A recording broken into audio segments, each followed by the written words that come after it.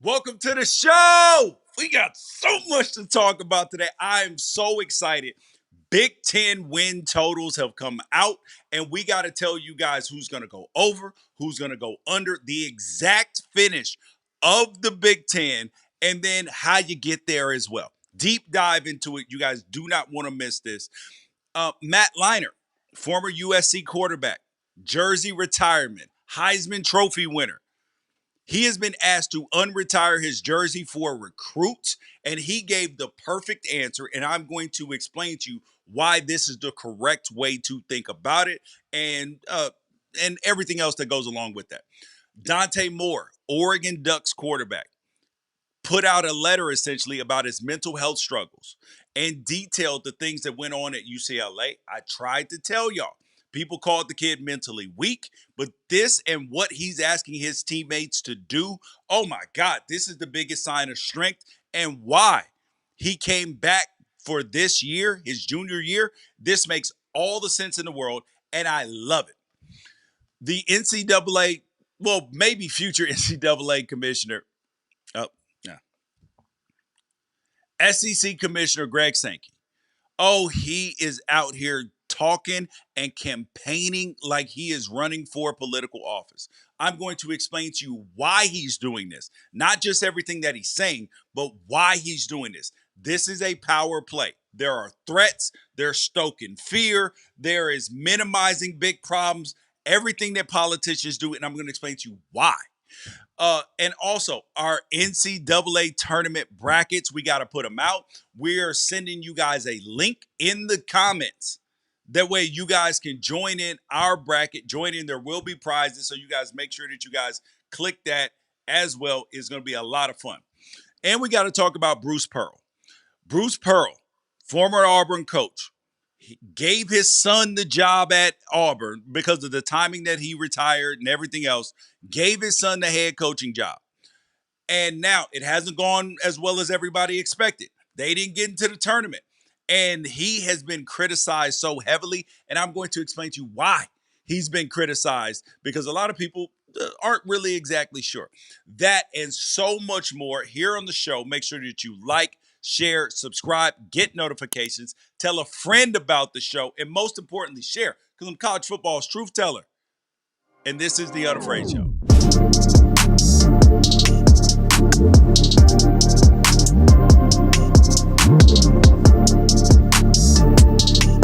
Ooh, it is time to get into it. But first, go visit Underdog Fantasy because the tournament is back. Upsets are inevitable, buzzer beaters, and Underdog is the best place to get in on all the action. I'm looking at the games that Duke, Arkansas, Michigan State are playing because I like their young players. Darius Acuff, Cam Boozer, Fears over there at Michigan State. Those are the guys that I'm looking at their hires and their lowers, because we're going to have buzzer beaters, fast breaks, and everything going on. Make 3 to 5 picks and progressively win more based upon how well each pick performs.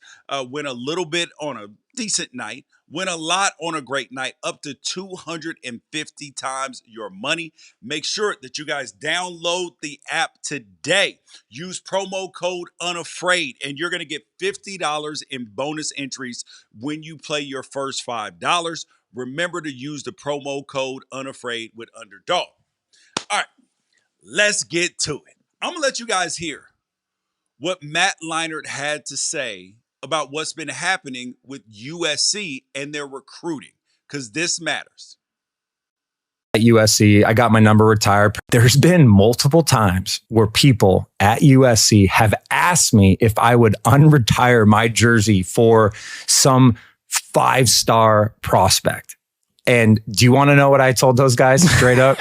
I am never going to unretire my jersey for some random dude who, by the way, now could wear number 11 and transfer after a year. The only person that will ever wear my USC number 11 would be Cole, who's not there right now. He's at SMU, or 2 of my boys if they end up going to USC and playing football. That is it. I love this. Matt Leinart is on the right page here. Recruiting has become such a volatile time and a volatile business. You don't know whether kids are even going to stay for 1 day, 2 days, hop in the portal after they sign, don't sign, play a year, leave, whatever it is. And I believe that numbers, when they are retired, they got to be sacred. And yes, we've had Warren Moon allow a guy like Cam Ward to wear his number 1. But if it's me and my money, ain't nobody outside of a Wrighster wearing it. It's not happening because I'm not helping you with that. And this is actually one of the things that happens in recruiting all the time. As a part of their NIL contracts, kids are asking for numbers as part of their deal. Oh, I want a single digit number, number choice preference. And sometimes they do get it as a part of their contracts. Now, I'm a dude who had to change my number. I was 84 in high school. And mind you, this is before you could wear single digits. Well, in college, you could. But the only number I wanted was 8, and LaCorey Collins had it. So I was fine with number 81. I was 84 in high school, got to 81 at Oregon. And then I didn't want to change my number because I was like, I'm already 81. I'm good.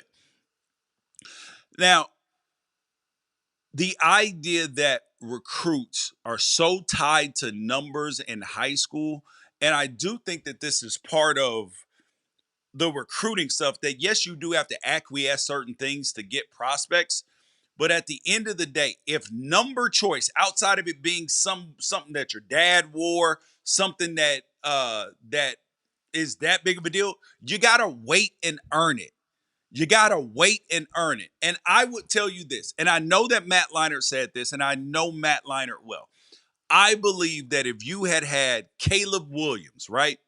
Somebody like that, like a fantastic player that had worn number 11 his whole life, transferred in or something, or came in high school, and then he balls out and is like, I am USC for life.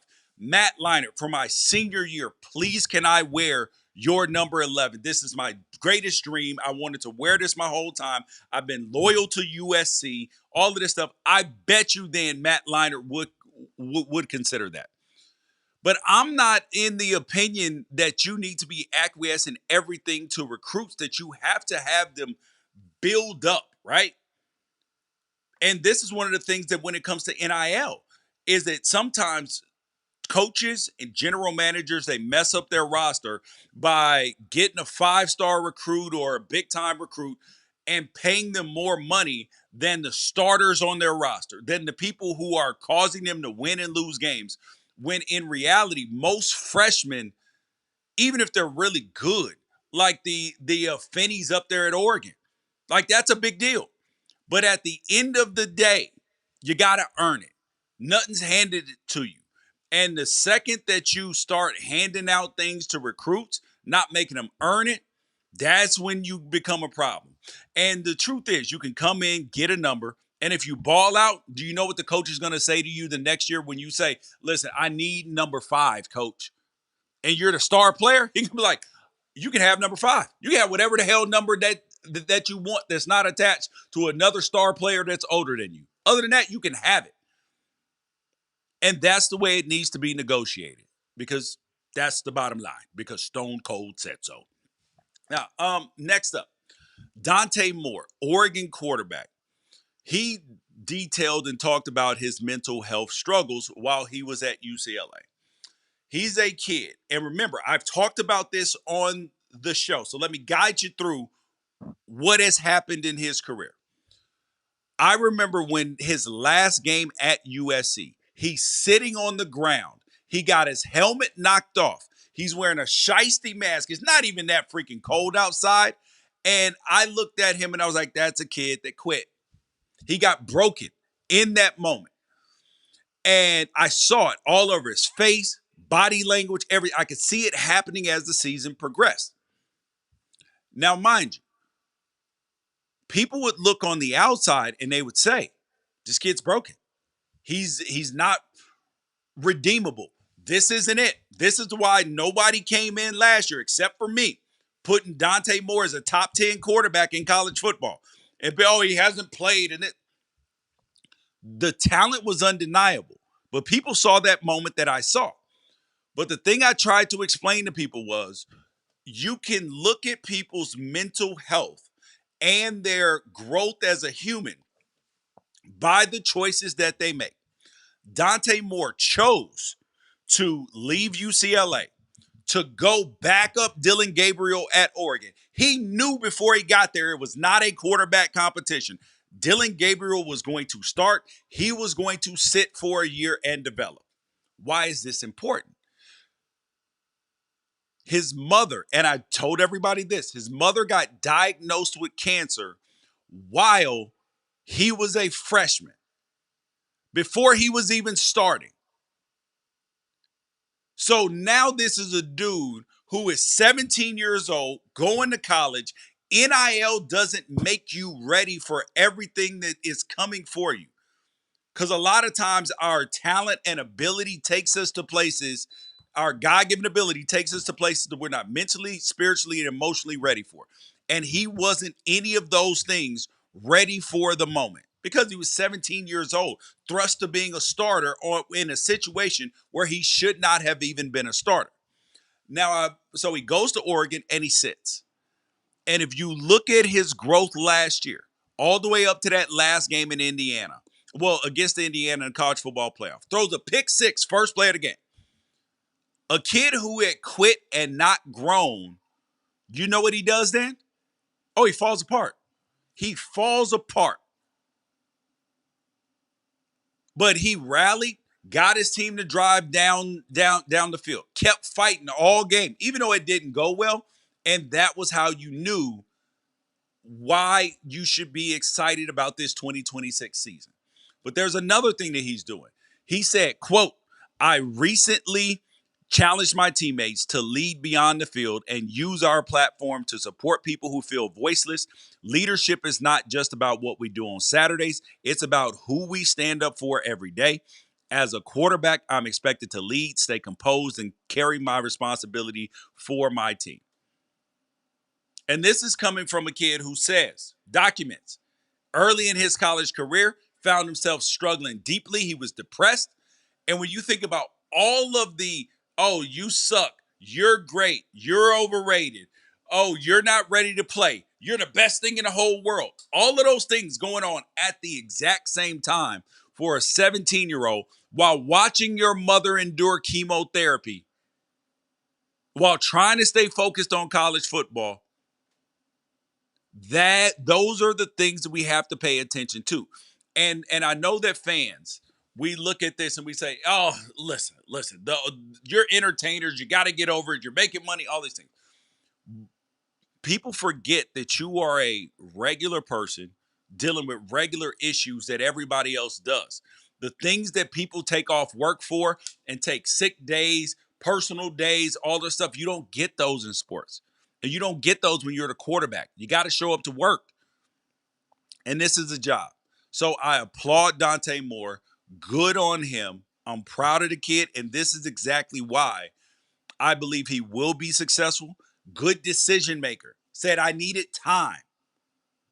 And he took that time. And now he's in a totally different place as an older kid. And that's exactly why he did not go to the NFL draft. He said, yeah, I can go chase the money. I did that as a freshman. I did that.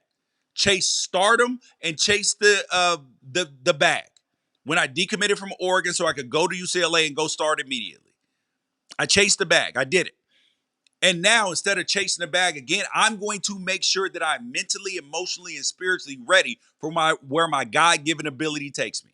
And that's why he's going to be a good NFL quarterback. Thanks for coming to my TED Talk.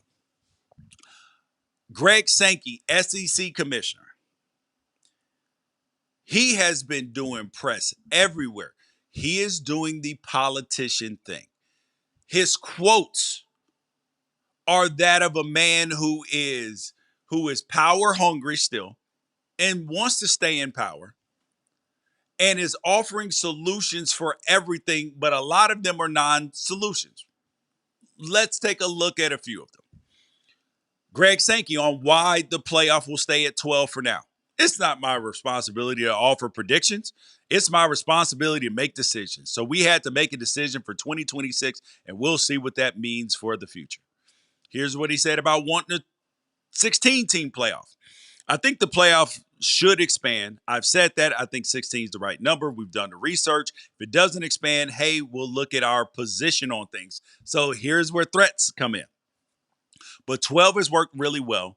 And we've had 2 years of a 12 playoff team. The amount of interest and intensity in the game at the end of the year in the regular season in the 2 years that we've had 12 has been off the charts. So the notion that you just jump to some larger number and there aren't impacts, I mean, gosh, we're just talking about name, image, and likeness and how people said, oh, this will be great, won't be an issue. I was a prophet then based upon what happened. Hey, you need to stop and slow down. I'm not always right, but I think you should exercise a lot of discernment before you just jump into something. That he is 100% right about. That is a statement about life, that you got to exercise discernment and not just jump into things. But a lot of his statements are about power and keeping the SEC in a good place. Because he even talked about that on the SEC attitude towards tampering. Talking about Ole Miss and the Clemson thing. Said, and talking about asking the NCAA to increase all tampering investigations and punishments. He says that doesn't describe where we are as a league. And then he called the NCAA language on the issue archaic. And when it comes to the conference realignment, when it comes to NIL, when it comes to the transfer portal and scheduling, everything is about the SEC, staying on top. This is why I want you guys to pay attention to something that's going to be coming up soon as it relates to the conference deals.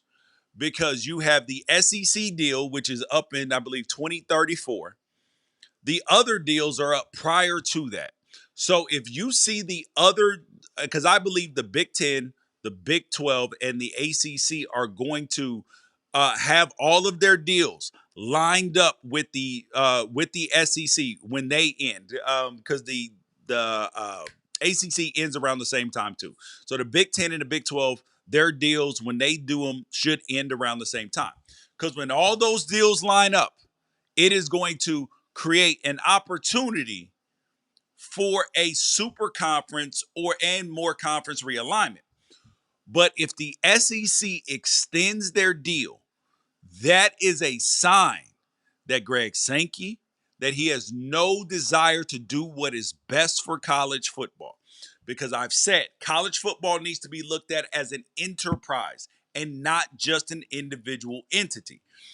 And it keeps being looked at as an individual entity with each individual conferences and then each individual school doing what's best for them on the inside.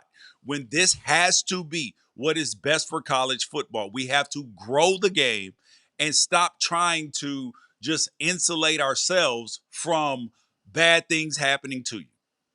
That's just period. Last thing we got to talk about today before we get into the Big Ten win totals, Bruce Pearl.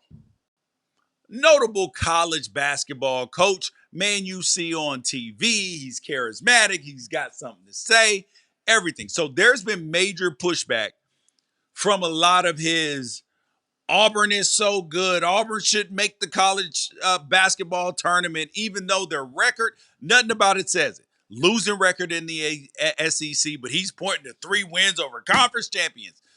But you got to win the games you're supposed to win too, Bruce. So people have been wondering why people hate Bruce Pearl so much. Well, I am going to explain to you why Bruce Pearl, why it wasn't just these comments that left him in under fire. But the reason why Bruce Pearl has been commented upon and people don't like Bruce Pearl is because of Bruce Pearl's history. The most recent incident, he's the head coach at Auburn. He mysteriously retires for whatever reason, but it ain't to spend more time with his family, none of that, because he clearly went straight into a TV job. What does he do? Hands the keys over because of the timing. It was so late. His son, Stephen Pearl, who's been on his staff, was named the head coach. So he essentially just ushered in his son as a head coach. And we know how most people feel about nepotism. Most normal people, they hate it because it does not benefit them. It only benefits people in power. And yes, people say, well, if I had that opportunity, I would do it too. It's not even about that. It's just that because nepotism does not mean incompetence. Nepotism at times means just that you got an advanced head start. You got a chance to jump the line in front of everybody else. And that's fine because that's normal in life. But you can't let it be mixed with incompetence or not readiness for the moment. You cannot allow that to happen. And Bruce Pearl, why is he not looked at like Deion Sanders and Shedeur Sanders? All the criticism about Deion Sanders, Shedeur Sanders getting his jersey retired.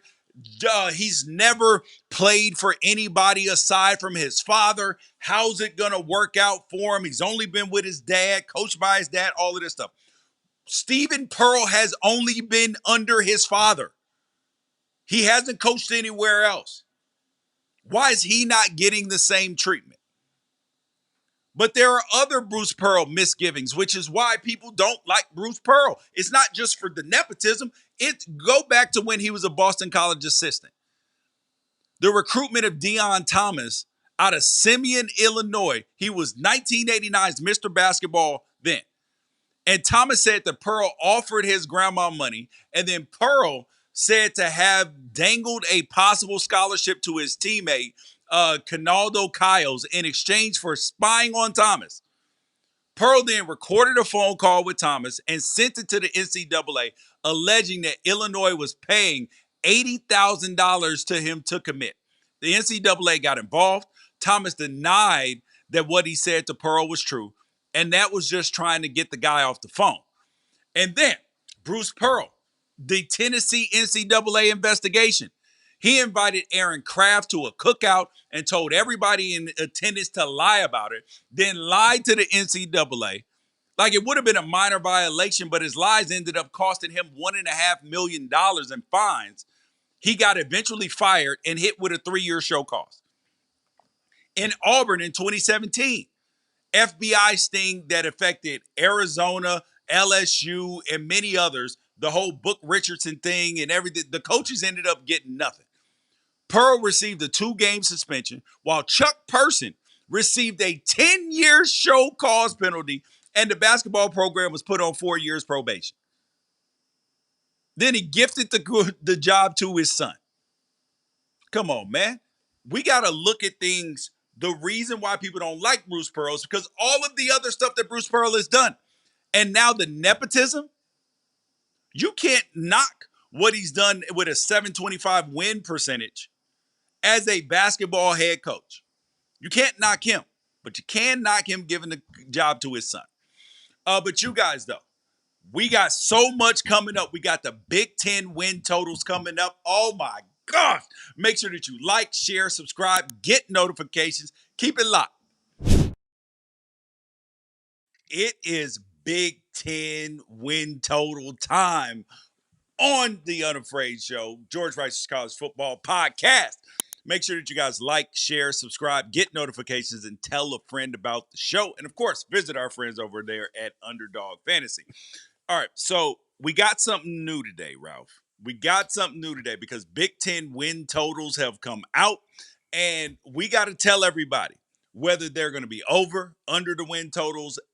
But the first thing I wanted to point out is what stuck out to you the biggest about the win totals? Like, was there anybody's win total that you looked at and you were like, ooh, that ain't good for the fan base? I don't want to steal your thunder.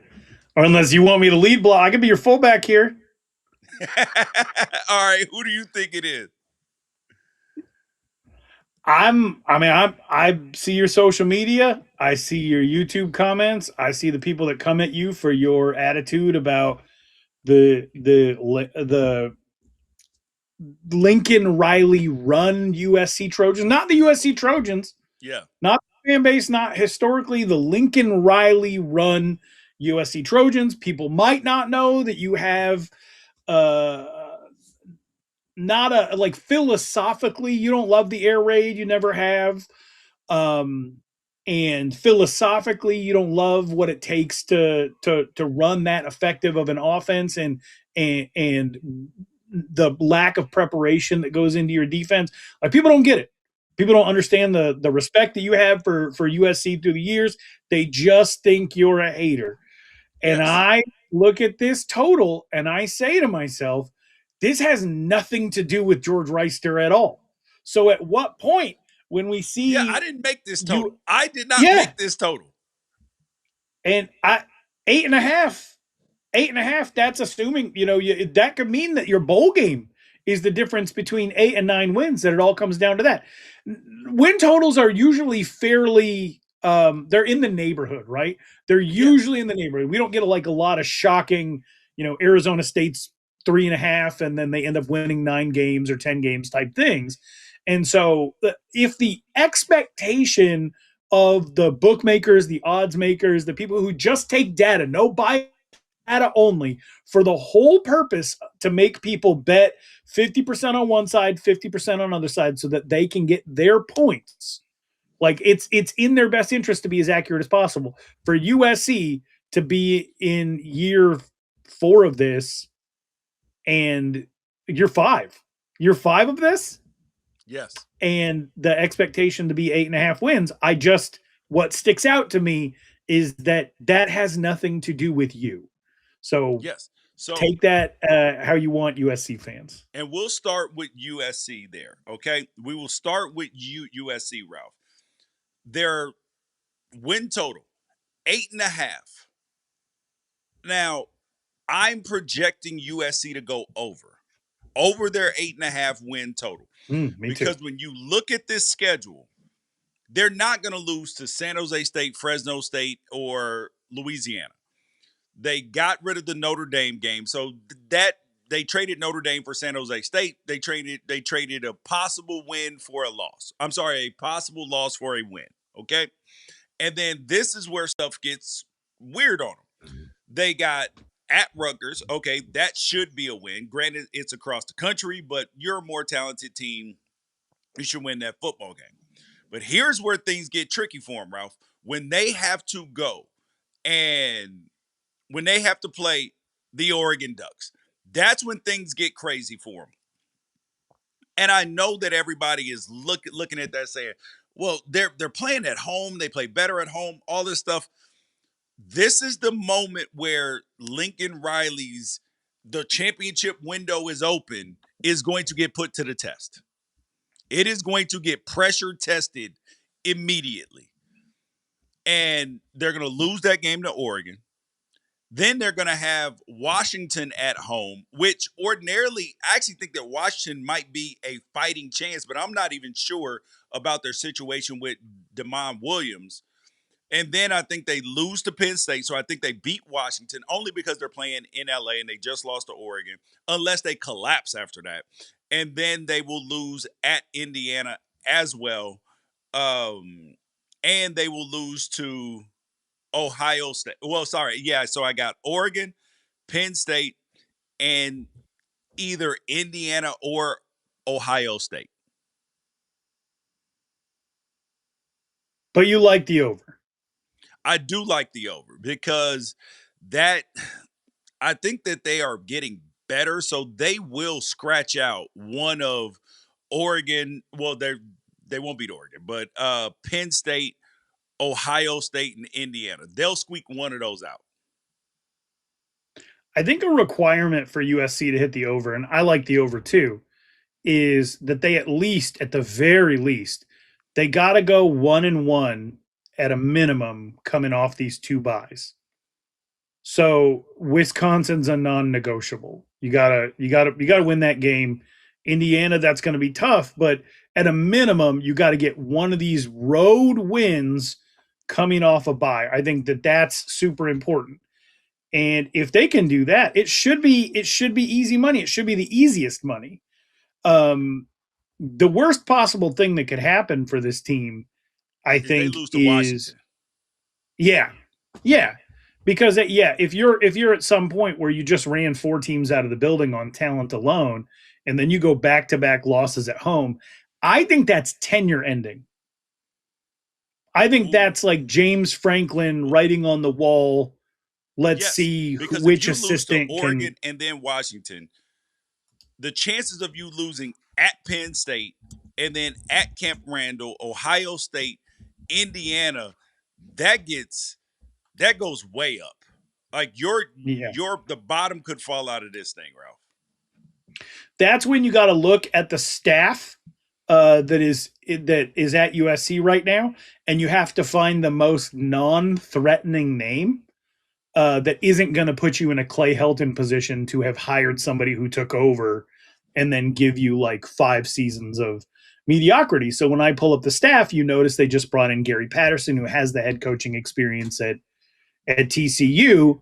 Is that a guy who you hand the program off to if you're in the middle of the season? You still have to worry. I mean, and the 2 buys, the thing about teams with expectations is bye weeks are actually transition points. That's when your AD and Jen Cohen's still running things out there, right? So that's when your AD actually has the runway to say like, oh, we have 2 weeks to prepare this team. Oh my gosh. So Ralph, that is a great point, because if they lose to if USC loses some combination of Oregon, Washington, Penn State, if they drop all 3 of those and then beat Wisconsin and then drop Ohio State, and they got 4 losses already with Indiana, Maryland, and UCLA coming through, that could be the end. That's buyout. It's a lot. And and the buyout is still huge. It's going to be like $55 million after this year.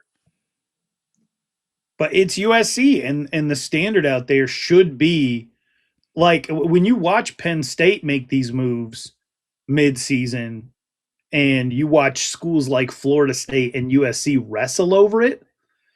Like these are not USC was wrestling this last offseason. I think that they went all in on this 2026 class. And a failing season, like, 4 losses when he declared the window open, that's going to impact the finances going forward for the next recruiting class. Like, people are going to be like, listen, we're not chucking money for this dude. We need to find somebody else. And if the bottom falls out, like a 5-loss season, they are going to, which is very possible with this schedule. So, I feel like a universe exists where USC and Alabama both disappoint this year.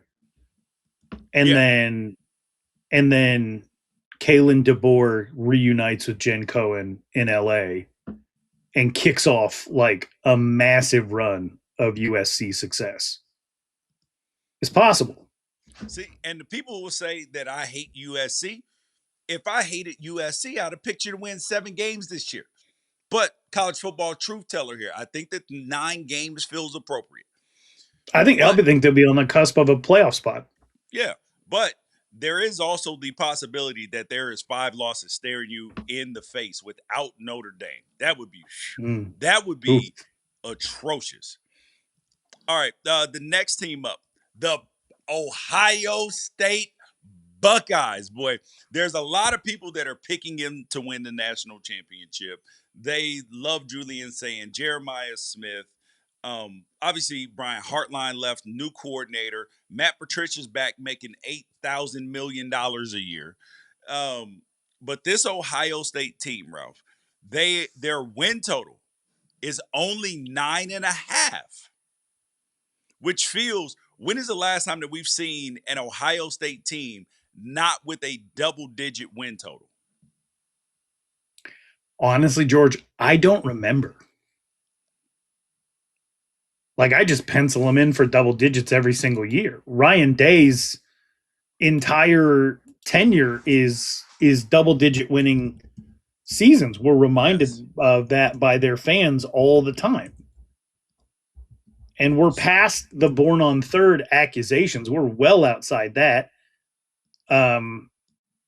So I mean, genuinely, I cannot remember the last time USC was like mid. Really can't. Well, yeah. Well, you mean Ohio State, but looking at their schedule though, Ralph, you got Ball State. I actually love that they have a warm-up game prior to going down to DKR at Texas. I think both teams are going to be in a better spot, like in terms of where they're playing. So now there's no, oh, it's the first week excuse. Nope. This is a huge game for Ohio State. So you got losable game at Texas. Then you got Kent State, Illinois. You're at Iowa. You got Maryland at Indiana, USC, Oregon, Northwestern, at Nebraska, and then you got Michigan. I am taking Ohio State and the over. I'm taking them over 10 games, Ralph. Over 9.5 games with 10 wins. They're going to lose the game at Texas, and they're going to lose at USC. How about that? Interesting. 10 wins would and technically that means that they may beat Oregon at home. Yeah, look, you're fighting all these accusations of bias on today's show. Hey, man. It's not going to matter. It's not going to matter at all. It's going to make no dent in the way people assume that you go about your business here. 10 wins would be Ryan Day's worst performance as a coach, just in volume. Because 2020, I mean, they only play the 8 games. You got to assume they play a full slate. That's a very, very good team. Yes. But the minimum, 11. 11 is the minimum for him. So a 10-win season is a 10-win season enough to forget a Big Ten championship. Is 10-win season enough to get them in a college football playoff? Yeah, if the win is over Oregon, right? And then their only losses to USC and Texas, and they're 10-2. 10-2 is going to get you in the strongest conference in college football. So I got Ohio State over the 9.5. But the biggest question, though, Ralph, feels like surrounding Ohio State to me is what is going to happen with Julian Sayin and Jeremiah Smith, because Jeremiah Smith, obviously supremely talented, but he's in a very unique situation. People were projecting him as the number 1 overall pick as a freshman. And then the more tape they get on you, the more that they are going to scrutinize you.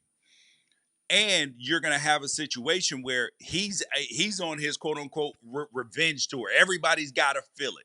So the moment that he doesn't get the amount of balls that he wants or desires, he's still a wide receiver, and wide receivers are divas. Even the best of them are.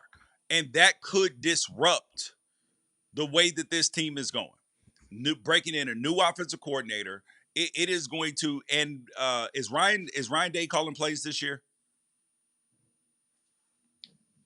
I believe he ended the season calling plays, right? But I don't think he's calling plays going into the season. I don't believe so. I don't think he's adding that to his resume in year 8 or whatever. Yeah, correct. So we'll see, because he took it over for the Miami game and they lost. So we'll see about that. All right, next team up. The team, because mathematically the way it works, would actually finish second in the Big Ten would be Oregon. Because if Ohio State beats Oregon would finish, I have them finishing 11-1. Their win total is 10.5, Ralph. I have that Ohio State game is the only game that they lose. And the reason why I even picked them to lose that Ohio State game is because winning it would mean that to win a national championship, they're going to go 12-0. And I think that is very difficult to do, to go 12-0 and then win the national championship. Even though we just saw Indiana doing it, this feels like the realistic part of me, because I have equated this Oregon 2026 team to Ohio State 2024. Foregone conclusion, we know who's going to win, even though people are still fighting it. And I believe that they're fighting it because Oregon has never won a national championship. So they're saying, oh, well, this is not going to happen. We need to find somebody else who's actually going to win. despite everything, if you were to look at the Ohio State 2024 roster, Oregon's 2026 roster, veteran quarterback, except for a guy that's projected to be a top 10 pick instead of what they had. Running backs, very good. Ohio State would get the slight edge. Offensive line, both really good. Defense, that's where the gotcha is. Because you had Jack Sawyer, JT Tuimalau, Caleb Downs, some corners. It's literally what Oregon has, an entire defense coming back minus a nickel and a safety who they replaced with Coy Parrish. Same defense. This is the exact same thing that everybody was like, Ohio State cannot lose. And that's exactly what I feel with this Oregon team, Ralph. It just makes all the sense in the world, even though people don't want to hear it quite as much or say it out loud. I agree with you. I also think that the interesting thing about this Oregon team is the amount of players that left, right? That because when your OC leaves, when your DC leaves, people are going to see opportunity, maybe follow opportunity. Maybe that was the lead recruiter, and you did have a lot of guys go to Cal.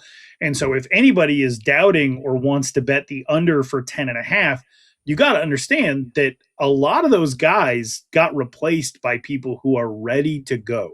Yep. Right? If you're worried about Oregon at wide receiver, we've been talking about Gatlin Bear for years. Well, not everybody comes back. Jeremiah McClellan, the kid, Corian Moore, Evan Stewart is back. They're solid at tight end. With I think Jalen Lott, the freshman, I think he could play in a pinch. I think he could play effectively because your receivers are going to get banged up, especially the way Oregon plays. No block, no rock, right? So, and then you got Kendra Harrison. Everybody's talking about these tight ends all over the country. Are they going to make an impact as a freshman? Kendra Harrison's out from my neck of the woods. He's one of the best athletes I've ever seen. So you do have guys that can step in a pinch as the season goes on, as your roster gets eroded from injury. I think that they're going to be great. My biggest concern is quarterback. I think you're in a situation where I would bet my house on over 10.5 wins if I didn't think that a change in quarterback early in the season could be the difference between a national championship and an 8-5 season. Oh, you're saying if something happens to Dante Moore? Yes. Oh, yeah. I mean, that's pretty much all the teams. So if you lose your quarterback, you probably have lost. But at least, but there's some teams that can get away with it, and you can't have that discussion without being accused of being against their quarterback. But sometimes it's just how the quarterback plays football. So we're not going to get too deep into this, but I feel like Oregon is the team in the country with the biggest variance between who they are with their starter and who they might have to become, or how they might have to grind out wins in a situation where the starter's not available. Raiola crew coming at you, buddy. They've been mad at me since he was a sophomore in high school. So Boise State, at Oklahoma State, Portland State, and then at USC. Obviously, I think that they get through the first 3-0. That's a statement game at USC because it matters to both of those programs big time in recruiting. You're more talented than UCLA, and you play them at home, despite Bob Chesney just playing you in Autzen Stadium.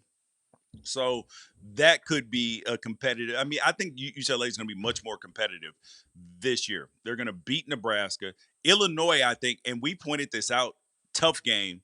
Northwestern, that should be an easy win. That Ohio State game is obviously going to be tough, but I don't even think that that's one of the 5 most important games on Oregon's schedule, which there's a video about. Go back and check it out on the channel. And yeah, so this feels like maximum, Ralph. Maximum, worst case scenario, a 2-loss situation, but more likely a 1-loss or undefeated season for me. percentage chance you will be in Indianapolis on December 5th? Personally, you. On December 5th for the Big Ten Championship? Yes, sir. Probably. I'm going to give it 80%. Depends on work. Okay. As long as I don't have work, I will be there with the fam, with the kiddos, because they love going to them games. All right, the next team that we have up is the team that we projecting to finish third in the Big Ten.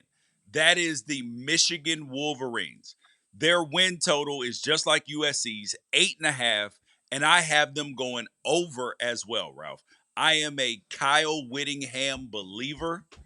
I think this schedule sets them up and puts them in a good situation. Believe that their losses will come to that their most likely losses are against Oregon, Ohio State, and Oklahoma. That's where I think that they drop. So what do we know? We know about Kyle Whittingham. Who did he struggle with every once in a while? Not every game, but every once in a while. Who would Utah struggle with in Pac-12 play? What's the answer? It was a beloved coach that you and I were often critical of, but it seems like everyone loves him because he turned every conversation into something about dinosaurs or dating. Mike Leach. Mm-hmm. So every once in a while, people don't realize this. Every once in a while, like the mighty Utes would get absolutely run off the field by somebody running an air raid type system. Okay. I worry a little bit, like you, about Ben Arbuckle, John Mateer, the Washington State coalition over there at Oklahoma. I worry about that game in particular getting a little messy and maybe Kyle Whittingham losing some of the grace of the fans because they want to win, right? But I don't really see – I look at this schedule and I see a lot of games stylistically that are advantageous to the way that this particular coaching staff does things. They're not devoid of talent. I am 100% with you. I'm all in on over 8.5 games. I do think Oklahoma might whoop their ass in a way that's not indicative of like how things are going to be. It's just if you don't know Kyle Whittingham, if you don't know Utah's history, sometimes they'll just give a game because that's not what you're preparing for the whole, right? So sometimes they'll just go out there and risk it with talent. One thing Utah can never do, though, is put 5 DBs on the field that could hang. Yes. Yep. Utah was great at having 2 DBs who were definitely going to the NFL every single year, but they were never deep.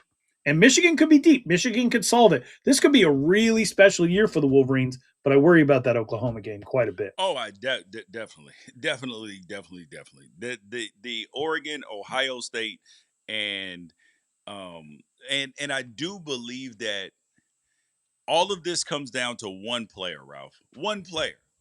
That is Bryce Underwood. If they go under, it's because Bryce Underwood got benched. That's why. Does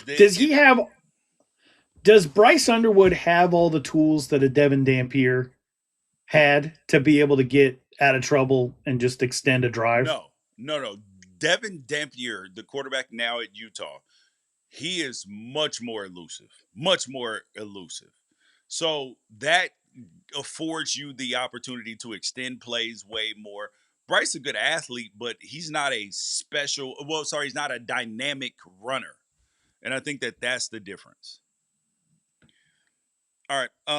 Now we got our national champions, reigning national champions, Indiana, over under 10.5. Now, the reason why they're over under is 10.5 is because their preseason schedule is pitiful. It is pitiful. It is garbage. It is despicable. It is gross. And I like Kurt Cignetti. All these things are true. I'm a Kurt Cignetti truther and believer. And I'm also a person that hates this with every single fiber of my body. This is not how you are supposed to schedule. And 10.5 wins, Ralph. I have Indiana with the under. I believe that last season was really good, but you got to rebuild the whole crew. Obviously, Josh Hoover, he throws way more interceptions, and he's not the runner that Fernando Mendoza is. So he's going to not look quite as good as Fernando Mendoza. So I am looking at this Indiana team. Ohio State at Michigan, those look like tough games. And that's why 10.5 is a half a game too much. Half a game too much. Because obviously they're not going to lose to North Texas, Howard, or Western Kentucky. They're going to beat Northwestern, Rutgers, Nebraska. They don't even have, Ralph, a really competitive game until October 17th. Mm-hmm. And then that's when it gets tricky. And then they got Minnesota, and then they're off. Then they got USC, Washington, and a layup with Purdue at the end of the season. So I just don't see a world. I mean, I guess they could, even if they lose to Ohio State, beat Michigan, and then lose to USC or lose to Washington, that still puts them at 10 wins. And it's still the under. Everything points to the under this season. And no, that's not a knock on Curt Cignetti. The fact if he wins 10 games again with losing everything he lost, it just proves how great of a coach he is. I agree with you. I think 10.5 wins for Indiana is a sucker bet. I think it is meant to pull people in as a reaction for what they did the last 2 years. I think most of the money is going to be on the over, and I don't necessarily think that's a smart bet. It's going to look good early because they got Bishop Sycamore Tech, and Bishop Sycamore A&M to start the season. And Curt Cignetti's proud of that. I think they're going to stack wins early. They could go into October 17th undefeated. He said Bishop Sycamore State, Bishop Sycamore A&M. I love it for Indiana. Yeah, and you know what? I understand why they're doing it. Had they not won a national championship last year, I think it would even be more necessary to continue the progress and track that Indiana football is on. But now it just looks terrible, which it is. It is an objectively terrible thing. But Josh Hoover's a good quarterback. There's no Elijah Surratt, no Omar Cooper. He's not even going to have anybody, I think, on Eric McAllister's level who he had at TCU. So I do think it's going to be a little more difficult for this team to move the football. I still think they'll be good. 9 wins when it's all said and done for me is where I'm at on Indiana. All right, the Penn State Nittany Lions. Over under 9.5. I got them over, Ralph. I got them at 10 wins this season. And I know that this is going to shock people. They're like, George, did you know how sorry they were last year? No, they were a very talented team last year. They were a very talented team, and they put all their hopes and dreams in the Oregon game, and they lost. And then the whole season fell apart. They gave up on James Franklin, everything. Marshall, Temple, and Buffalo. Get the hell out of here, Penn State, with that weak-ass schedule to start the season. No. This is unacceptable. This is one of the biggest reasons why we need leadership in charge of college football, because the schedule situation is atrocious. Because everybody then is going to say, well, let's just put some BS up for our fans for the first 3 games. You know who's going to push back? The TV networks. That's who's going to stop this. It's a damn shame that we got to ask for the people in suits to fix a problem that is clear and obvious. Give the fans more better inventory. You are servicing the fans. You're falling in the way of the NBA, Ralph. They're falling in the way of the NBA, where the NBA championships. Let's be ready for the playoffs. Well, you got to give the fans stuff to show up to in the regular season. When people buy tickets in the regular season, they should get a good product on the field. They want to see competitive games. George, they got a road game. Well, they got a neutral game against Temple. That's tough, right?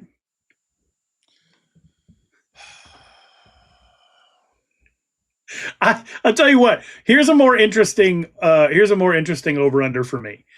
Pretty decent chance they start the season 5-0. Wisconsin could be tough. At Northwestern could be tough. Pretty decent chance they start the season 5-0. Will they score more than 110? Assuming they go 5-0, will they score more than 110 points in the first 5 games combined? That's 22 points a game. Yes. Or do you think they're going to be out here beating Temple 10-7, beating Buffalo 14-10? No, they are. Matt Campbell is going to be happy. He's like, oh wow, these games are much easier with better players. Lord have mercy. You mean like not seeing Kirk Ferentz across the field in early September is going to help free up that offense? Yes. Yeah. So I'm excited about it. I'm looking at their wins, Ralph, and their situation, and I know that people are going to be like, George, this is way over for Penn State. Maybe, but they're starting off with 3 free wins, and then I like them losing at Michigan and at Washington. They avoid Oregon, Indiana, and Ohio State. This is how you get to 10 wins. When you avoid those 3 teams, it's a lot easier to get to 10 wins. Yeah, and it looks the way it looks now, being able to finish the season on a 3-game stretch when a lot of other teams are going to be dropping down in the rankings. If anybody wasn't, there's a really good chance of this, George. If anybody wasn't excited about the Matt Campbell hire, I think by the end of the year you'll see people coming around. Yeah, and this is honestly the perfect schedule for him in year 1, because then he'll get a chance to get a good transfer portal class, build up the recruiting rankings with a lot of momentum, and now you can go into 2027 where you will much likely have a much more difficult conference slate and be all right. All right, next team that we have up, we got the Iowa Hawkeyes, Ralph. 7.5 win total. 7.5. And I got them going under. Really? Under. This feels sacrilegious. I know that a lot of people people are like, come on, bro. This is, you are going way overboard. Kirk Ferentz does not do unders. He does not do 7.5 wins. So I keep trying to math this out, and this feels like a 7-win roster to me. I think that this is the year that if they don't get any offense going, that it's going to just work out terribly for them. They're going to beat Iowa State. Then they, Northern Iowa, they win. At Michigan, Ohio State, at Washington. Bro, this is at Illinois. This is not a easy schedule by any stretch of the imagination. And I got them losing at Michigan, Ohio State, at Washington, at Minnesota. So maybe 8 wins if they beat Iowa State. If they don't beat Iowa State, that's going to be a problem, because I think I'm on Iowa State's roster this year. I think you might be too. We might get called up for that game. Can you tell me the last time that you think Iowa won 7 games or less? And no counting the COVID year, obviously. Let's go 2018. 2014. Ooh. 2014 is the last time they won 7 games or less, and they followed that year up where they went 7-6, 4-4 in conference with Kirk Ferentz's only undefeated run in the Big Ten. In 2015, Iowa went 12-2, 8-0 in conference, and finished 5th That's the highest that he's ever. He's actually never had a top 10 finish. That was the only one. So even if they do win 7 games, who knows what's around the corner? I don't love the under just because it feels different than what we're used to, but it's a bold prediction, and sometimes you'll make a bold prediction. Hey, somebody's got to lose these games. And I know. I was like, we got like 8 straight overs. I'm like, wait, every Big Ten team, it's just going to be a 12-team playoff of Big Ten teams? No, absolutely not. All right, the next team that we have up is the Washington Huskies, 7.5. You know how much I hate Washington, Ralph. You know I hate Washington. So you know that I had to pick them to win more than 7.5 games. Because I'm college football's truth teller, man. Their issue is, so their toughest non-conference game is going to be Washington State, which is not, that big of a deal. And then they go from there. They have at USC, at Nebraska, Indiana, and Oregon. The thing that's giving me pause, Ralph, with not giving this team a 9-win team is the controversy with their quarterback, Damon Williams. I just don't know how this team's going to gel. I believe Jed Fish is a good coach. I like his staff. He's got a new coordinator in because Jimmy Doherty is out. He's got J.P. Losman in, former big time college football quarterback, the short time as an NFL quarterback. This feels like a tricky set of events because you're at USC. USC is very good at home. They are awful on the road. In Washington, well, USC, actually, that fits both of those teams. They're both awful on the road and have been. And then you got, and then at Nebraska. But then you might be able to trade out the at Nebraska for the Iowa game. They got Penn State, Indiana, Oregon. It is going to be hard, Ralph, to get more than 8 wins out of this roster. I'm sorry, out of this schedule. 9 is the absolute ceiling. I feel like you're right, and I don't know. It's just been the home and away thing, and maybe it's just Big Ten. Maybe that's just how it's going to be for some of these teams. But sometimes I'm obsessed with the Washington hate because I want to play a little game with you right now. It's just thumbs up, thumbs down. Okay, here we go. So for people to see, like at some point in this, there's this a disconnect. Ready? Thumbs up, thumbs down, the city of Seattle. Thumbs up. Thumbs up, thumbs down, Warren Moon. Oh, 2 thumbs up. Love Warren. Super good, dude. Thumbs up, thumbs down, Jed Fish as a coach. Thumbs up. All right. Thumbs up, thumbs down, the color purple. Thumbs up. Thumbs up, thumbs down, Damon Williams. Just like everything about him. Thumbs up. Okay.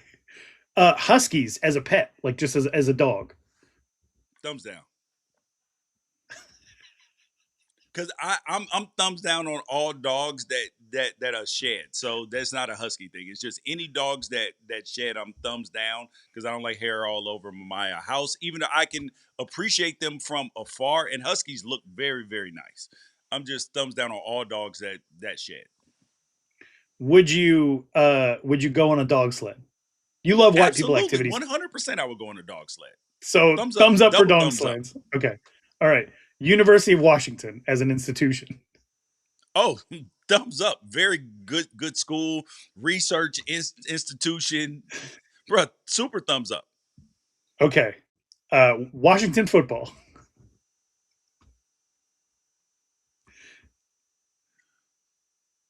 I think they're a good football team. Thumbs up. That's like 100 plus 100 plus 100 plus 100 plus 100 plus 100 equals negative 5,000. Like that's the math equation. I love that. It always makes me laugh because when it comes down to like the individual things, you're like, oh no, very cool. Love the color purple. Love Seattle as a city. DeMond's cool. Love chopping it up with Jed Fish. I think he's a great coach. Warren Moon is my boy. That's my favorite. That's one of my goats. And then you're like, and then you just, yeah, when it's the topic then I'm like, Huskies Washington football Huskies suck. Yeah. I hate everything about them. But you don't, though. Hey, we're not here to let common sense get in the way of our argument. It is truth, though. Truths were told, but that doesn't mean that we're gonna let that get in the way of our emotions at times. I get it though. Somehow Ralph, I get it. Speaking of that, my daughter, my precious daughter, my youngest daughter, 10th grade. Dad, I think I want to go to Washington because she wants to be a pediatrician. It's like, why would you do that? I was like, oh, well, I hope you're prepared to take out some student loans because Daddy not giving them no money. She was like, why not? She was like, oh, they must have beaten Oregon before. And I was like, that was where she went. Yes, Patty, it's our biggest rival. Oh, I really want to go there now. That's fine. My reaction was like, oh, that's cool. You're going to get to see University of Oregon win twice in person. Yeah, perfect. Well, pediatrician, she might get to see it 4 times. Yes, exactly. You got to be in school a minute. There'll be a lot of that. All right. Yes. All right. Then we got, and so, as we get deeper in this list, we got to speed them up. We got Wisconsin, 6.5 games, Ralph. I'm taking Wisconsin and the over. I got Wisconsin winning 7 games this year. Huge comeback for them and Luke Fickell. This schedule is honestly not kind at all, but it feels like to me, if they can get 7 wins out of this schedule, Ralph, that this feels not even good, but fantastic. They play Notre Dame, at Penn State, USC. Yeah. This feels like a 7-win team that you could get excited about. Can you see a way that after last season that they win more than 7 games out of their schedule? I think it's possible, but my question for you is 7 enough to continue the Luke Fickell experiment? Is 7 enough? As long as you don't finish out the season on a bad run, like if they finish out the season with losses to Minnesota, Maryland, and Purdue, no. But if they go 2-2 in their last 4 against Rutgers, Maryland, Purdue, and Minnesota, and then they're able to knock off a good team because they got wins against Western Illinois, Eastern Michigan. Those are 2. And now we're fighting for 5 out of the last 10.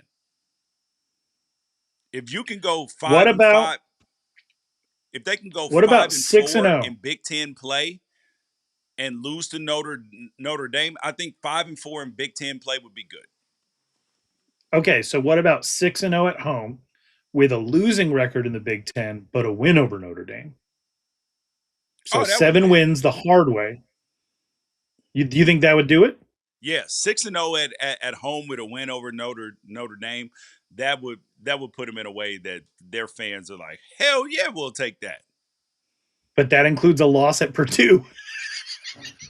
Oh God. Oh, yeah. I think Fickell has a chance to secure his job just by getting seven games with at least 1 key win, and you can't have the bottom fall out at the end of the season. But you gotta be careful. He's only got 6 years left on his contract. Season either, because then you won't make it to the end of the season. As long as they run the ball, they're going to have a chance, and they just haven't been running the ball. So we'll see if they get that right. Yep. All right. Illinois, 7.5, Ralph. And you know I'm a Brett Bielema guy.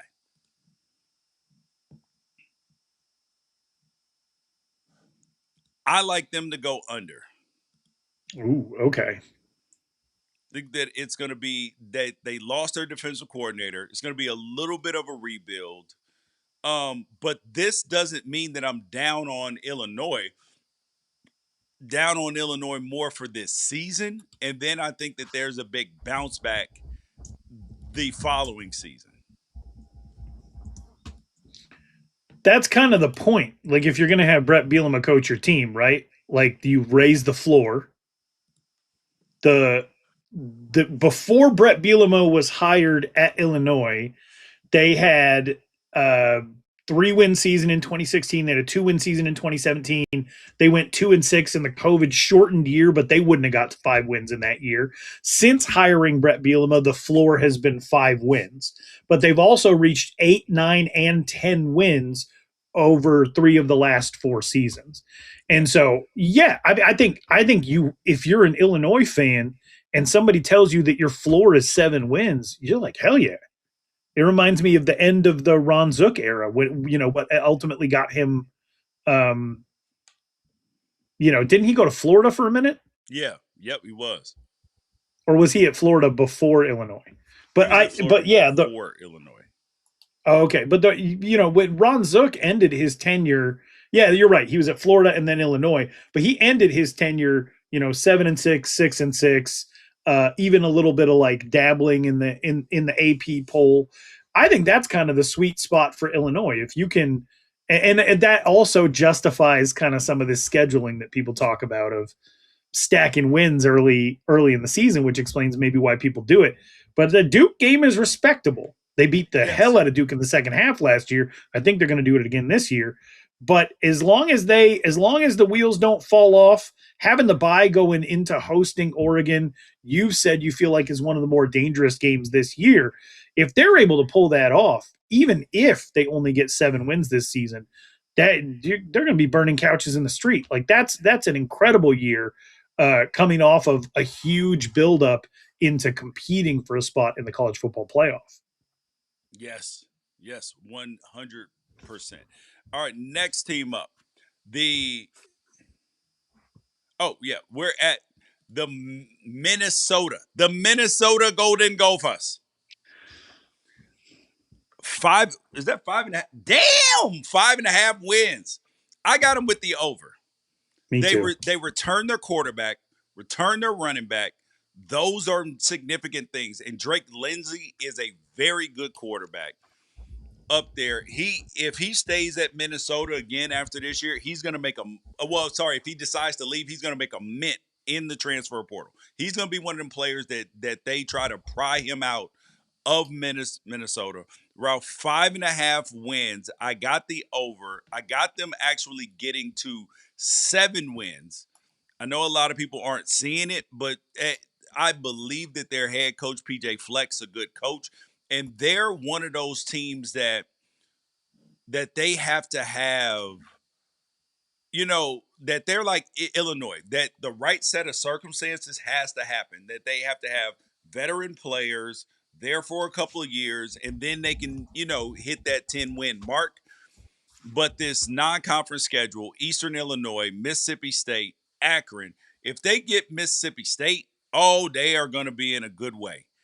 I think their losses ultimately end up coming from Washington, Michigan, Indiana, Penn State, and either Wisconsin or Mississippi State.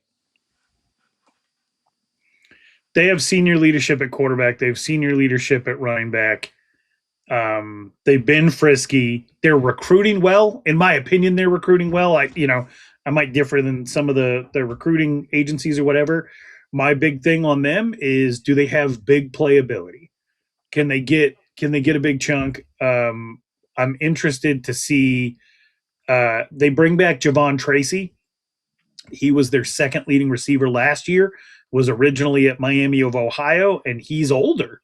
That's what we like now, right? We like the older players. He's going to be a fifth-year guy. He had 6 touchdowns. I think he went off against Northwestern last year. If he ends up being that guy for them, if he can be a 60-catch guy, and they got a guy at quarterback, they got a guy at running back, they got a guy at receiver, then yeah, it's very possible you could put together a special run. This, to me, I feel like this is the most obvious over in the Big Ten. I like them to win 7-8 games, but I also think they might have a little bit of that magic in them of like a 2024 Arizona State that made a run. If you really do have a solid guy but this feels like your the primary is positions, too tough for them to have a run where they end up at the top of the conference. I feel you on that, but it's got to be somebody every year. There's someone that comes out of nowhere every single year, and I know that there's a bunch of data against the idea that if somebody's going to make a run like that, it's going to be earlier in their time coaching. But then you also got to look at how things are coming together. I think they got a decent O-line, and I just really, really like them on offense this year, and we'll see if that's enough. All right, we got UCLA at 6.5 wins, Ralph. At 6.5 wins projected. I have this team as a strong 6-6. Okay, I got them going under, but this feels like a strong 6-6 team to me. Obviously, this Cal game is going to be tough. You're going to be going against Tosh and Lupoy. Cal probably they're in a similar roster situation, except for you got veterans coming over from James Madison, which could kind of speed up the process for Bob Chesney. Then you got San Diego State, tough game. Purdue, at Maryland, at Oregon, Wisconsin, Michigan State, Nevada, at Minnesota, and then you got Illinois, Michigan, and USC. I believe that they will be highly competitive this year. 6-6 feels like the most likely outcome, but there's a world where they get to 8 wins, which would be like heroic territory for him in year 1. And if he gets 8 wins in year 1, and this is not an easy Big Ten slate, oh boy, you better watch out if you are USC. Bob Chesney is a lot like Kalen DeBoer. He's a lot like Kurt Signetti. In that everywhere he's been, he's had a lot of success, and a lot of that success has come in conference play. They hired him at UCLA because they chose to go to the Big Ten and break up the Pac-12. And if you're going to do that, then you got to compete within that conference. And this is somebody who has 1 4-4 year in conference and is in the Sun Belt in his first year at James Madison. But outside of that 4-4 year, if you go back to 2020, he's 19-1, 27-1. 27-1 in conference outside of a 4-4 year, going back to 2020. So if you want to, you can say that he's 31-5. 31-5 in conference in the last 6 seasons. This is a guy who wins. It would shock me to see him come out of the gate and have UCLA look non-functional like they've looked on offense at times in the last few years. So I think I'm with you. I think they'll be borderline on it and give themselves the opportunity to hit that over in postseason play. Yeah. All right, next team do we have up? The Nebraska Cornhuskers. Ralph, their over-under is 5.5. I am going to, and it's funny because when I'm going through this, sitting here like, bro, how in the world? Like, I'm not a big believer of what's going on with Matt Rule and everything there. But I was looking at this schedule, and this feels like that this is one of the teams that I'm looking at that is going to surprise this season. And it's confusing to me. Because when I look at this schedule, they got Ohio, Bowling Green, North Dakota. All right, cool. That is 3 free wins. Now you got to go 4-5, which feels like like 4-5 in the Big Ten feels exactly what I think about Nebraska. But I'm looking at this and I'm saying I feel like that this is a team that can get, because their win total is 5.5. So all they need is 6 to go over. And I can see a world where they go 3-6 in the Big Ten. Or 5-4. I'm sorry, or 4-5. That feels like the ceiling. 4-5 in the Big Ten, getting the 7 wins. Because they're not going to beat Indiana. They're not going to beat Oregon. Their quarterback situation is not what it needs to be. They're not going to beat Washington. Excuse me, they might beat Washington because that game is at home. But then they got to go to Illinois. They got Ohio State. Ralph, this is not looking like a good Big Ten run for them, but it's going to feel better because if they go 3-6 in the Big Ten and then start out 3-0, it's going to look, because they're going to be like, yeah, we're going to a bowl game again. But deep down under the cover, that ain't it. Is there anything Nebraska can do that they actually have control over to be a competitive team this year? The heart of what I'm asking you is TJ Lateef, who's got some experience, Daniel Kalen, who I think was at Nebraska, went to Virginia and came back, and then Anthony Calandria, the Mountain West Player of the Year, who I think was at Virginia and then did his damage at UNLV. Is there any choice that Matt Rule could make or Dana Holgerson could make that would affect how you see them versus the over-under, or even them being better? Like, is there a choice they can make where they be obviously better? 7 wins assumes good quarterback play. That's what I'm saying. Like, it assumes good quarterback play. Nebraska fans will sit up here and tell you, we had 3,800 and a million freshmen last year. But then you take a small recruiting class this year. So now your classes are way imbalanced. I just don't see the vision. And Nebraska feels like it is not it for me right now. Not it at all.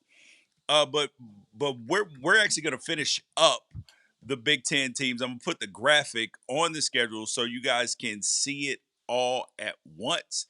And,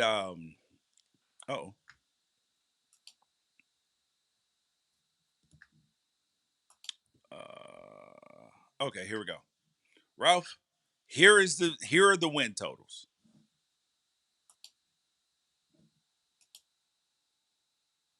So we have for Maryland, 4.5. Under. Feels like the end for Mike Loxley. Michigan State with their new head coach, Pat Fitzgerald. Ralph pointed out that that the aura of Pat Fitzgerald feels better than the results of Pat Fitzgerald. So we got them over their 3.5 win total for 4. Northwestern under 3-9, but a competitive 3-9 though. We got Purdue under their 3.5 wins, but their situation to me, Ralph, feels a lot like Virginia, where Tony Elliott, where people year 4, people are like, oh, this is going to be the end for Tony Elliott. And then all of a sudden, everything that they've been building and working on, that it finally clicks. And then you got Rutgers. Yep, I know that people are going to hate that, but somebody's got to finish at the bottom, and it's just the reality of the world. So here's my question, George. Every year, people make emotional decisions. By people, I mean fans, based on expectations that were set. Like you could come into a season and it could be this like beautiful thing, football's back, and right before the season, if somebody whispers in your ear, this is a 9-win team, and then that team goes out and wins 8 wins, you want to jump off a bridge. But the truth of the matter is, like, your mind was made up by somebody else providing you these expectations. So my question for you, George, which team on here has the best opportunity to blow expectations out of the water? And which team on here is expectations the biggest threat to just the overall health of the fan base and the future of the program?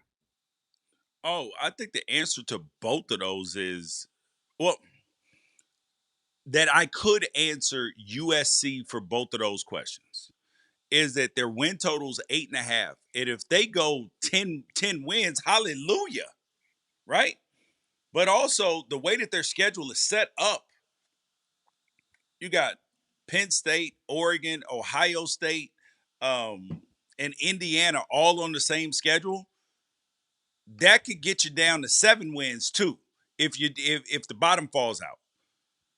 So God, you're making such a good point here, because this entire time I was seeing the 8.5 win expectation from line setters and saying, oh, wow, this should actually be a huge reality check for USC fans that they're not where they should be at this point in time. But then you and I both picked the over, and then you point out this actually gives them the opportunity to exceed expectations that were probably artificially low for where they should be at this time. That's a really good point. Like, USC has a chance to impress by doing something that's not impressive, not by their standards. Yep, exactly. They could win 9 games and have people feeling good about themselves. But that's not USC football in my lifetime, in my opinion. USC, I was part of the Pac-12 South. I went to Arizona. When the games I went to when I was attending Arizona State University, I think there was one game where we returned to kickoff, took a 7-0 lead, the loudest I ever heard Sun Devil Stadium, and I think we lost that game by 40. They are monsters. Yeah, like so the idea of 9 wins for them, that's not successful, but to me, but to their fans, it might be. Oh yeah. And I think Washington is in a similar situation because they play USC this year. Oh wait, no. They don't. Well, Washington's in a similar situation. Oh no, they do play USC. Duh, we talked about that. So look at Washington's schedule. If Washington can get either Oregon, Indiana, Penn State, like USC, if they can win some of those games, that 7.5, that can look like 9 or 10 real quick. So they're another team that can absolutely put themselves in a good spot. And I would say another team is Ohio State. Because if Ohio State drops that Texas game, or if they drop if they drop Ohio State, if they drop that Texas game and they drop the Oregon game. So here's their schedule here. Drop the Oregon game too. So Texas, Oregon, and then if you lose to USC, now you're looking at a maximum of 9 wins, which would be devastating for Ohio State fans. They would be ready to turn Ryan Day inside out if that happens. Especially when they're giving Matt Patricia almost $4 million a year. 3.75. Yep. But you guys tell us what you think about our win totals down in the comments. The Big Ten win totals. Next week, we will have the SEC win totals as well. And then we will proceed through all the conferences. But you guys, thank you for liking, sharing, subscribing. Tell a friend about the show. Oh, and up next, oh yeah, it is bracket time, baby. Yo, the NCAA tournament is going on right now. So we thought it would be a lot of fun. And we will put down a link in the comments. If you want to join our bracket, you guys can come in and join our bracket as well. That way we can have some good fun. But before we get to that, make sure that you guys go over to Underdog Fantasy. because they are playing all the games when it comes to, well, all the players when it comes to the NCAA tournament. You can get who's going to go higher, who's going to go lower. We got Darius Acuff. We got the Boozer brothers. We got so many other players. And I cannot wait to see how my guys do on Thursday, Friday, Saturday, Sunday, on the first weekend of the tournament, because the tournament is back. Upsets are inevitable, and Underdog is the best place to get in on all the action. And you guys can make 3 picks, well, 3 to 5 picks, really, and progressively win more based on how each pick then performs, and win a decent, win a little bit on a decent night and win a lot on a great night. That is up to 250 times your money. You guys go download the Underdog app right now. Use promo code Unafraid. Score $50 in bonus entries when you play your first $5. That is promo code Unafraid, where you can pick higher and lowers. And also, it makes the games that you watch just that much more interesting. So go ahead and check it out. Code Unafraid. Now let's get to these brackets, Ralph, because I have not looked at your bracket yet. I have your bracket, but the way I can put it up on the screen, but I assure you, I have not looked at your bracket yet. You have not seen my bracket yet because I didn't send it to you. So we are going to see who ends up with the better bracket. So here is my bracket. Let me make it a little bit. Actually, here we go. We are technology people. So here is what we shall do. Do you see who I have winning? Oh my God. The Houston Cougars, baby. The Houston Cougars. That'd be a fun place to be if it went down that way. That'd be a great. I'm a big Paul Wall fan. I love Mike Jones. I love 2018 James Harden. Shout out the city of Houston. Yao Ming. 214-830-8004. All right, you got the Duke Blue Devils winning? I do. Okay, your Final Four is Duke, Houston, Arizona, and Kentucky. And Iowa State. Oh, no, I'm sorry. Duke, Houston, Arizona, and Iowa State. I have Duke, Houston, Arizona, and Kentucky. So I want Kelvin Sampson to win so bad, Ralph. I don't know. I've never liked Kelvin Sampson as much as I like him now. I want nothing but great things for him and his teams. I like what he's doing as a head coach. I think I fell in love with him, and what he's doing when he was talking about prior to NIL, how he had families who were trying to come to games, and parents were like, "We'll sleep on the floor in the room," and they were like, "No, we can't do it. It's an NCAA violation." All of this stuff.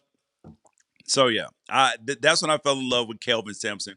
But to me, Ralph, this season, and now mind you, we focus way more on college football here, but it feels like Duke, Arizona, Florida, and Michigan are on a totally different level than everybody else. And then there's Houston, whose defense is crazy good, which I think that they're going to get some good matchups because Duke's bracket is crazy hard. And yeah, I just think that this is an opportunity for that. If what people will notice about my picks is, as an Arizona State guy, over the last 2 years, these are the teams that have embarrassed my team the absolute most. And, and so I'm making the assumption that based on watching all these Arizona State games, whoever killed us the most, that those are the best teams. And I do think Big 12 basketball has been absolutely fantastic lately. I love these freshmen that are at Houston.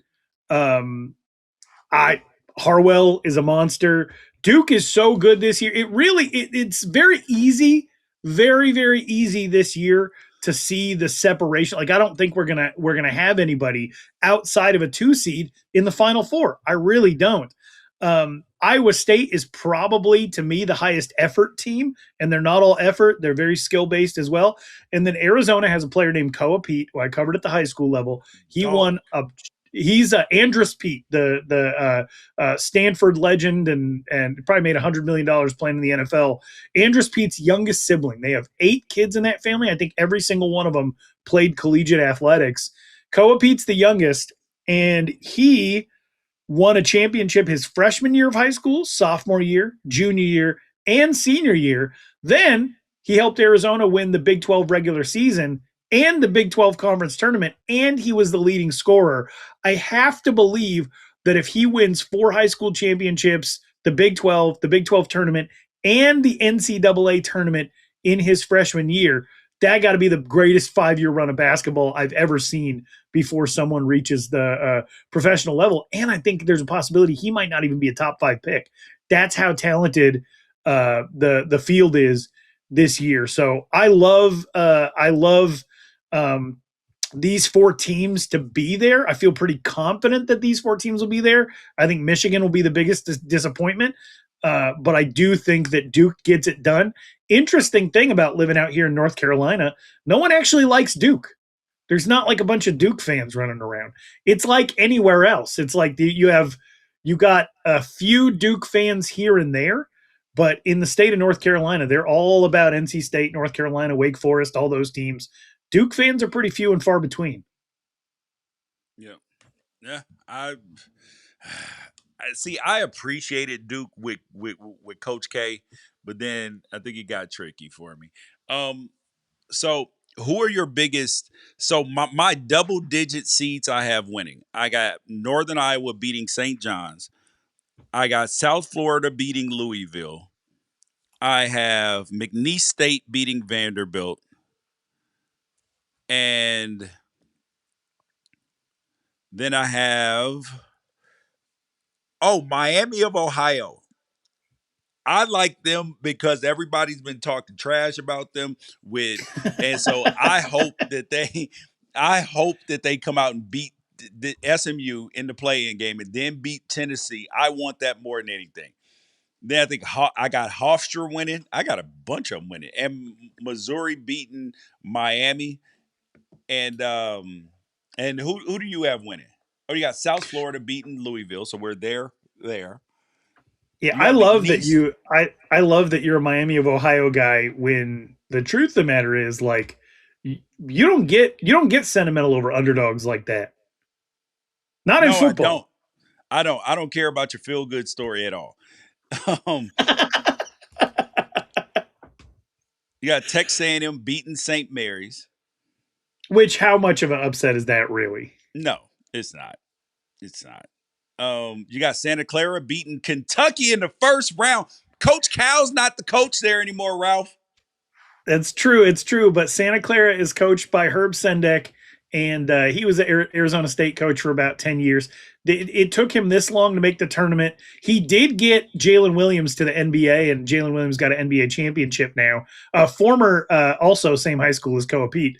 But I would like to see Herb Sendek a career as a great basketball coach at NC State, Arizona State, and Santa Clara. I would love to see him beat Kentucky in the NCAA tournament. I didn't just pick that. I'm like openly rooting for it to happen. Okay. And then you got Missouri beating Miami as well. And you got Utah State over Villanova. But this is not your father's Villanova team.